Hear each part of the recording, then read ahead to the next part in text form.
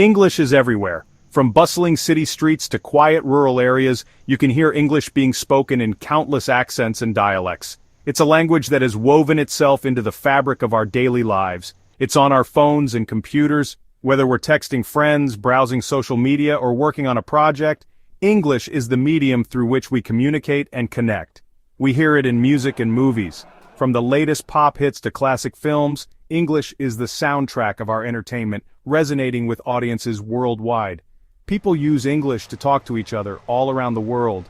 It's the common ground for friends from different countries, and the bridge in international business meetings. It's the language of business and science. In boardrooms and laboratories, English is the key to innovation and global collaboration. But English wasn't always so powerful. It started as a humble language, spoken by a small group of people on a tiny island. It took a long journey to become the global language we know today. Through centuries of change, conquest, and cultural exchange, English evolved and spread across the globe. Believe it or not, English was once the language of the common people, not the elite. It was spoken in markets and villages, far from the halls of power. After the Norman conquest of 1066, French took over as the language of power in England. The ruling class spoke French while English remained the tongue of the everyday folk. For centuries, English was seen as less important than French. It was the language of the lower classes while French dominated the courts and scholarly works. Yet, over time, English began to reclaim its place, growing in influence and prestige.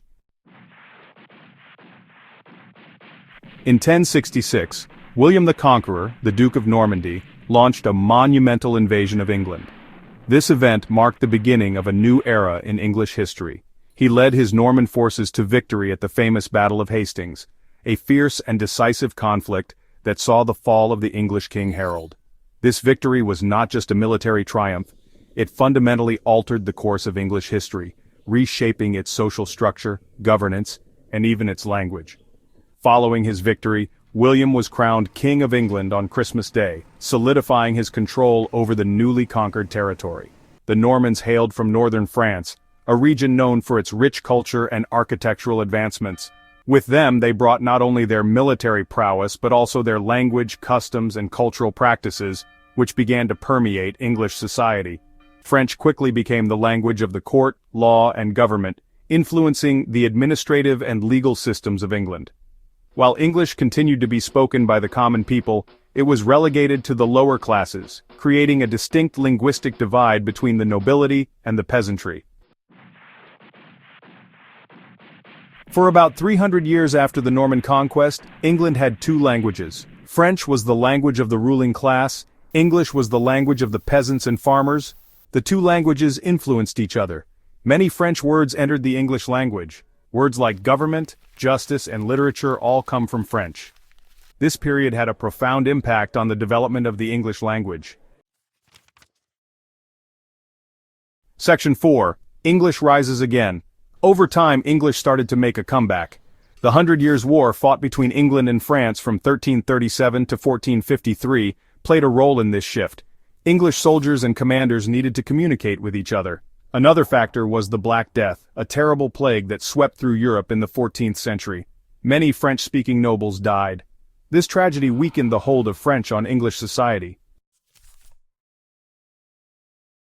Section 5. A language finds its voice. By the 14th century, English was once again the main language of England.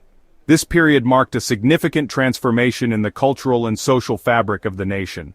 The streets of medieval England bustled with life, and the English language began to flourish in everyday communication, literature, and commerce. Writers like Geoffrey Chaucer and William Shakespeare used English to create great works of literature. Chaucer's Canterbury Tales, with its vivid storytelling and rich characterizations, captured the essence of medieval life. Shakespeare's plays, on the other hand, explored the depths of human emotion and experience, leaving an indelible mark on the language. And Shakespeare's plays helped shape the English language. The performances of these plays in theaters across England brought the language to life, making it accessible to a wider audience and solidifying its place in the cultural heritage of the nation.